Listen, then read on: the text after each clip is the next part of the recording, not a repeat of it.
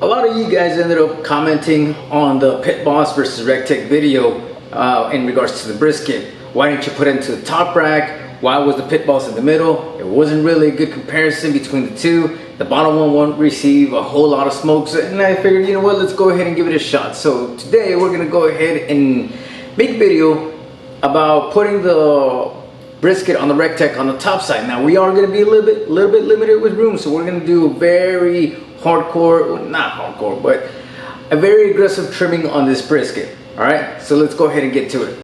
All right, boys. So got the brisket nice and trimmed up. Sorry I didn't take a whole video of it. It took way too longer than I expected, but that's all right. Here we got an HEB choice brisket. All right, so let's go ahead and start peppering it up. I like me some freshly ground pepper. How about you guys? Like it? Leave a comment in the comment section below. All right, now we're gonna hit it with some of this blacks. This is some really good seasoning, man. And I think it's gonna be my favorite seasoning now. And the reason why I do pepper first is because pepper is a lot coarse than this. If you guys can see here, this is pretty fine. All right, flip it on over. Same thing here.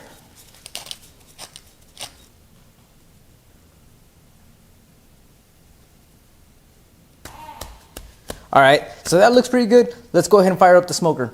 All right, boys. So we got the Recteq at 205. Pellets we're using are Bear Mountain Bold pellets. I really enjoy those pellets, so let's go ahead and see what we got. Now, I have been told many times before, saying, hey man, why aren't you doing your briskets on top? Okay, one of the biggest reasons is because I don't think a brisket is gonna fit. So let's go ahead and see if this is the case. Ooh, barely. I'm gonna have to bring this up just a dash right over here, so that, because the briskets do swell up a bit after getting cooked for quite some time. So I'm hoping that's not the case. I try to trim it as much as I possibly can so that it can lay very flat, right? Now, the way that I trimmed the brisket, I tried as much as I possibly can so that it can remain flat. And even then, it still might have a problem. Hopefully not, but let's go ahead and see what we got. I'm gonna go ahead and put this Inkbird link in the description below. And we're just gonna put it right there. I think that's gonna be fine. Fat side up. All right. I don't think it hit. No, it doesn't look like it hit. All right, guys, we'll see you guys in a bit. All right, gents, just as I expected, she swelled up a little bit. You can see right there, and you can kind of see right over here where it's been kind of touching a little bit. So what I'm gonna do is I'm gonna go ahead and push this side a little bit forward and leave the flat side just where it is currently. And I think that ought to do it. I'm also going to move it towards this side a bit. There you go. Because if you guys can't see, let me go ahead and adjust it. There you go. If you guys can see right over here, this is making a little mark right over here. Not a whole lot, but I'd like to go ahead and at least get that out the way. So I think if we have this just like that, kind of like at an angle, kind of like that, I think that's gonna work. Let's see. A little bit. Let me move this just a hair this way. There we go. So we're gonna leave it there for, I wanna say, another 3 to 4 hours. Currently the internal temp is right at the stall, around 155, give or take. So we're gonna leave it there, and we'll see you guys here in a bit. All right, boys. So one of the things I wanted to touch on with this is this.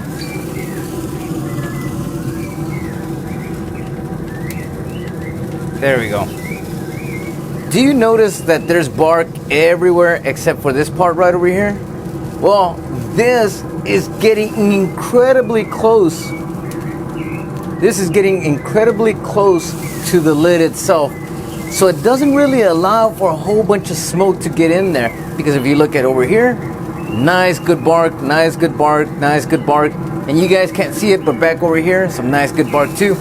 All except for this particular area right over here. Internal temperature is at 180 degrees. I'm gonna let it ride up until 200 degrees internal temp. And hopefully we can at least get something going in here. But that's what we're dealing with right now. So we'll go ahead and wait on that, and we'll go from there. All right, boys, she's ready to come out. Now, one thing that I can say is that it finally started to bark up a bit. Let me go ahead and zoom in for you. There you go. So it finally started to bark up a bit. It still needs a little bit more on this side, but overall it did really well. I'm hoping that this part right over here isn't cutting into the brisket, but if it did, I mean, it is what it is. So let's go ahead and start pulling this thing out. Be very careful. Let's see. Oh, a little bit got stuck up in here. No problem. I ran out of gloves, gents. Sorry. I'll pick some up more tomorrow. So, I don't know, man. I mean, it might be the lighting, but this side is definitely a lot more barkier than this side. I mean, you can tell right away. Look, I'm gonna try and spin it. You see how this side has way more bark than the other? See that? But I'm gonna go ahead and let it rest before I hit it in the sous vide, and hopefully that helps it out some. One thing that I wish I would have done better, had I known that space was gonna be that limited. I mean, when I had it flat, it looked really nice, but once it started to swell up a bit, that's when it started causing problems. I removed a lot of the mohawk, but I think in order for it to go to the top grate, you really gotta go super aggressive. I mean, I went pretty aggressive as it is, but I mean, it's gonna need a little bit more. All right, so let's go ahead and take it inside and let it rest for a bit. So as you guys can see here, it's been resting for about an hour and a half, give or take. You can see how it has really good bark over here, really good bark all around, except for this spot right over here. It's a damn shame because all this fat, I mean, if you look at this, look at that, bro. Not quite like an offset, but pretty close. If you guys ever run an offset stick burner and you're able to go ahead and do this to the fat, you guys already know. All right, so it's a shame that we didn't get the same type of bark right over here where it swelled up a little bit too much, but I mean, that's what it is. So let's go ahead and take this out and let's go ahead and hit it with the sous vide.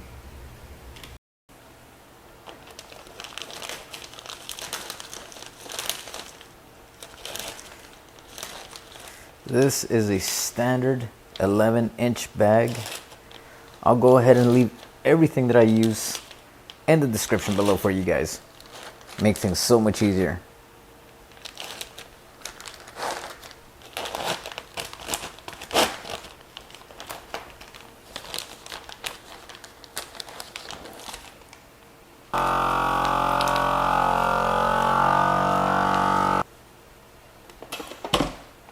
And that's it, guys. I'm just gonna triple seal it. But so far, this is the brisket. Look at that. Very nice color, man, except for this spot right over here. But other than that, look at that. Let's look at the underside. Very nice color too, except right over here. But other than that, I mean, look at that. Very, very nice. All right, to those that are new to this channel, what I use here is the sous vide rest method.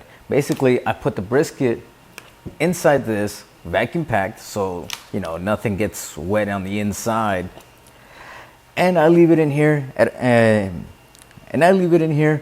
at 147.5 degrees for the water temperature, right? And basically what this does, so it allows me to rest this brisket for 14, 16 hours at a time. And what that does is that it makes the brisket a little bit more tender without it falling apart. It renders any of the fat that hasn't fully rendered, but at a much lower rate, so it doesn't so all the fat doesn't come out. And because it's vacuum packed, everything, all the juices are going to be sealed with it. All right, so that's pretty awesome. Check out all the videos that I have of the briskets. You'll notice that I have the sous vide method on each one of them. So we'll go ahead and see you guys tomorrow. Well, boys, it's been about 14 hours, 13 close to 14.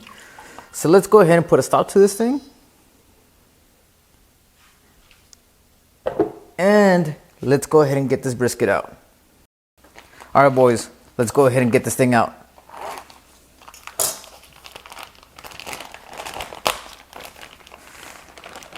And because it's already rested at 147, there's really no need to rest it anymore. I mean, that was the whole point of it. Bah, man, that smells so good. There we go. Still good bark right over here. This part, I mean, it is what it is. Let's go ahead and give it a cut right in the middle, shall we? All right. See how this turned out. Look at that, boys. See, that's why we give it a good rest, right? And this part right over here, that's why you cut that that big old part right in there, so you don't get it stuck with a big old thing of fat. You want some, just not a whole lot. All right, let's go ahead and get some slices.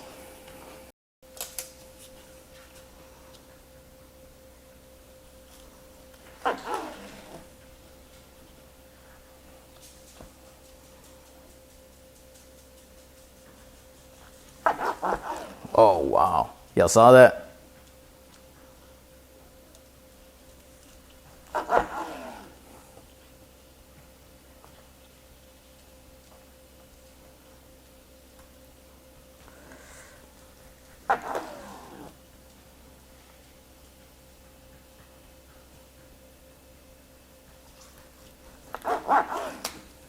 Fantastic.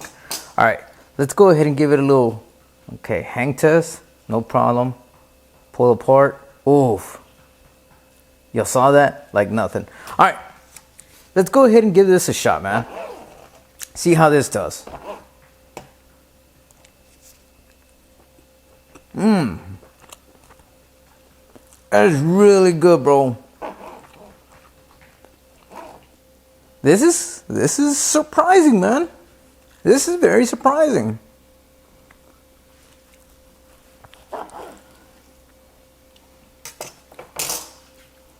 The amount of smoke flavor that this thing has is way more than what I thought it would have, right? I always put the brisket on the bottom grate, no problem.